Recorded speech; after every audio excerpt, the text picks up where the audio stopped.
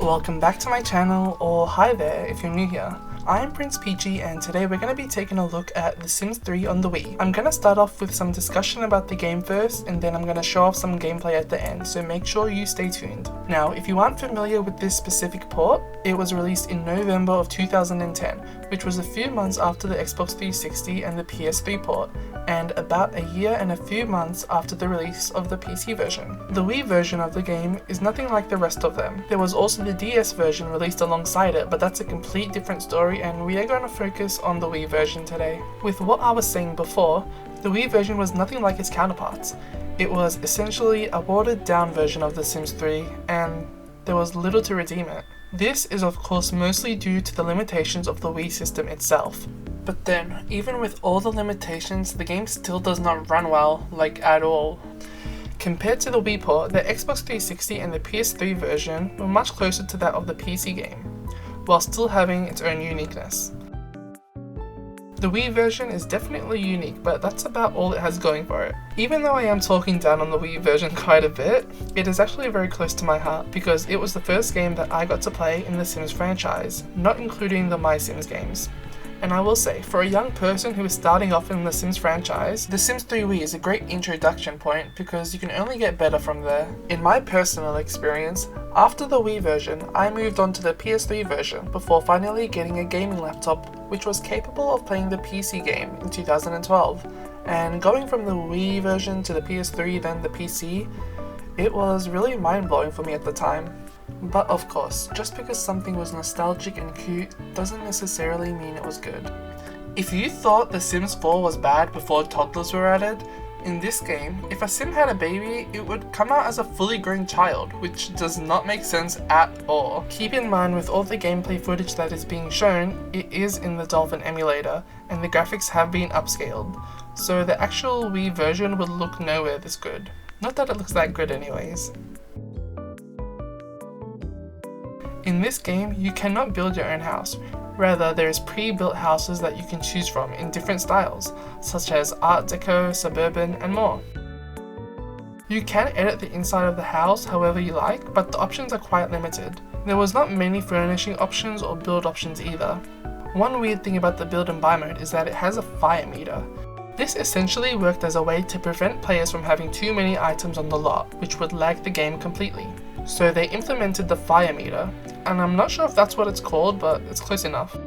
Every item or wall that you placed would contribute to this meter, and once you reached the threshold, it would say that you can't place any more items because it was going to cause a fire. The game would literally threaten you to stop putting more items. What's even weirder is that with this fire meter, some of the in-game houses available to purchase could not be placed. These houses would completely fill the meter, so there would be this cool looking house that you could only look at, but when you try to place it, you would get an error message. It just wouldn't place the house. Buildings in general in this game take forever to load, and they freeze the game while it loads, which can be annoying when you're walking around the city and having things constantly load. The thing that I do like about the system though is that it allowed for really cool and creative houses and buildings to be added to the game, since they didn't have to worry about the constrictions of build and buy. This means that we had curved walls all the way back in 2010 with The Sims 3 on the Wii before we finally got it back in an update for The Sims 4. The creator sim was also really limited just because there was hardly any options for clothing, and Sims all essentially look the same besides skin color and hair. For some reason, all Sims have this weird black circle around their eye which looks really strange and it does not go away. Using the map to travel resulted in an automatic taxi ride that you cannot skip, and you have to wait and watch for a few seconds even after the ride is over before it lets you do anything. The actual town itself I think was nice and simple. I would have liked to see it be ported to the main game, but I haven't seen that personally. The town had a surf shack, which even though it was just a rabbit hole, I think it was really cool and added to the town quite a bit. It also came with a skateboard park, which is something, if I recall correctly, has not returned to the game. Now let's look at the most obvious difference The Sims 3 Wii had. Controlling characters is done through direct input using the joystick rather than point and click like the other versions of The Sims 3. Now this is uniqueness that I like and I think it works. It is a bit weird having your sim run around everywhere, but it also gives you this feeling of freedom that you can move however you want. Except for some reason you do have to point and click to use stairs, which is a bit immersion breaking. It can be also a bit annoying to navigate since you can only walk on the flat ground. Like sometimes a slight bump will act as this like immovable force, and there's no jumping so you can't go over it. Another unique aspect was the fact that it had local multiplayer. However, I haven't seen it being used and I wasn't able to get it working, but based on the performance issues in the single player mode, I do not think it would work very well. The Wii also had rain included in the base game, but it's quite weird as it doesn't really add much to the game since it's mostly just an effect. But I guess it is nice to see a little bit of effort. I think rain should be a default in every single life simulation game by now. All console versions of The Sims 3 also had a karma system. The karma system is similar to that of the happiness points, but instead of the long-term benefits, they let you do things in the world that would happen instantly, such as embarrassing someone by removing their clothes, or making it instantly rain without using a weather machine. I think that this was pretty fun to use alongside the traditional happiness point redemptions, so it should definitely return, because if you don't like it, then you can just not use it. Anyways, let's move on to the gameplay so I can show you firsthand and give some final thoughts. I believe... Oh, it's loading. Let's talk to him. No, I don't want to talk to him. He's a teen.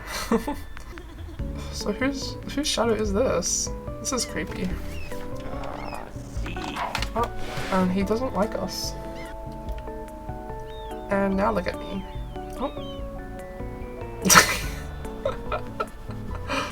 Time, girl, get into it. And this is the water. Look, we had swimming in The Sims 3 Wii before we had it on PC.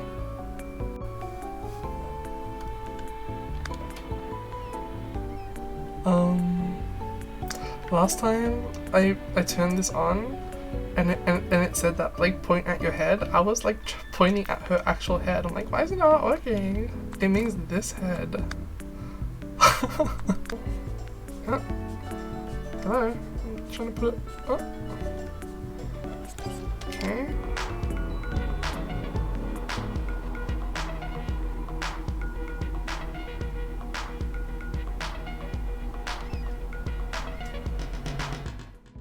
So at the end of the day, while The Sims 3 Wii holds some good memories for me, something a little bit funny I'm just gonna mention.